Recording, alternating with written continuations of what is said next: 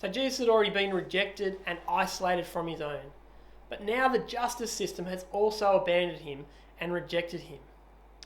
And so here he is, he's brought before the council of elders, these chief priests, these teachers of the law.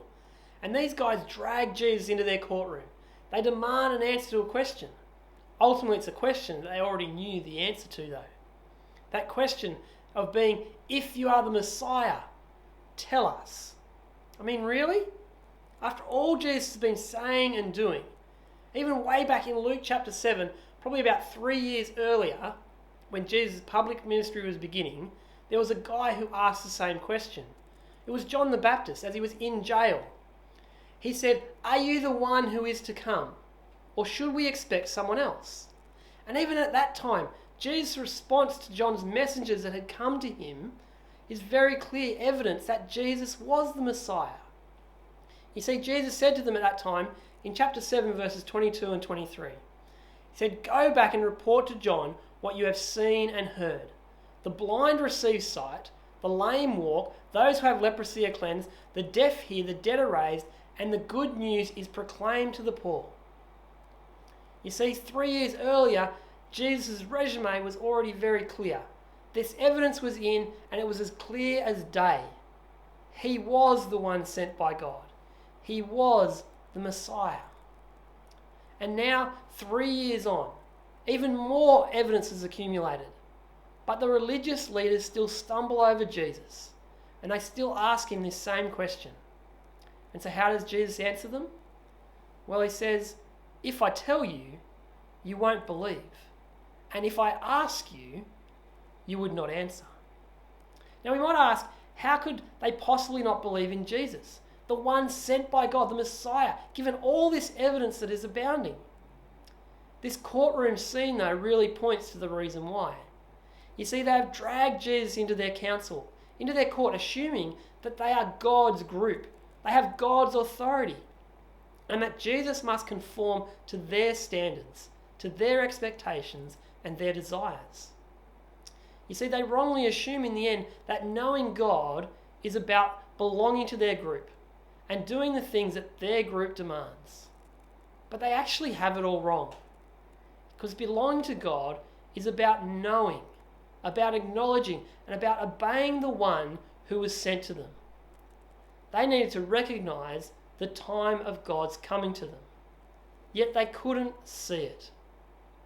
You see, the whole situation sort of resembles a bit of a kangaroo court, really.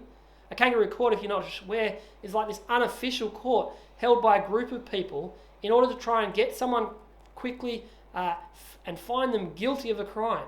And usually it's without any good evidence. What they're really after is just this quick result, and they push everything through as quickly as they can. And it's exactly what these religious leaders were doing. You see, they couldn't get much of a result there. So what do? Well, they go off to see Pilate, the governor of the region. But not just Pilate, he sends them on also to Herod, because Pilate doesn't want to have to deal with it. But this whole time, these leaders are continuing to mount their case. Have a look there in verse 2 of chapter 23. They're throwing these accusations out. They're subverting our nation. This guy, he opposes payment of taxes. He claims to be the Messiah, a king.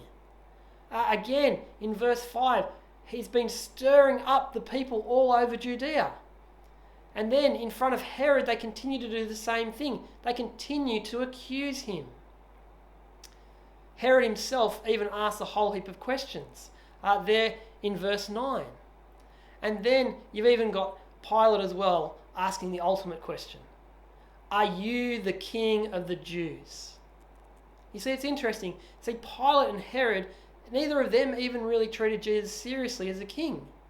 You see, Pilate asking this question, it's like him saying, well, yeah, Jesus, if you think you're a king, but you and whose army? You see, Pilate and Herod would have heard of Jesus' miracles.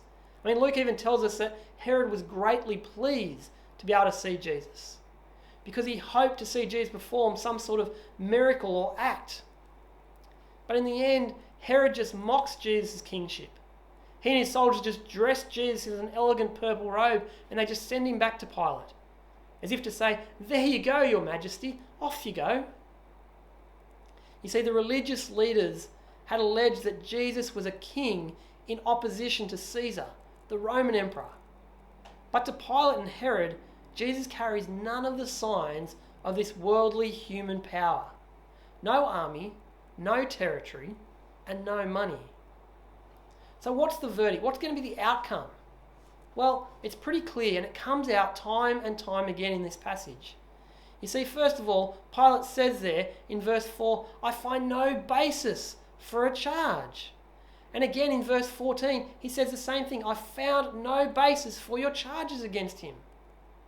And Herod didn't even find him guilty either.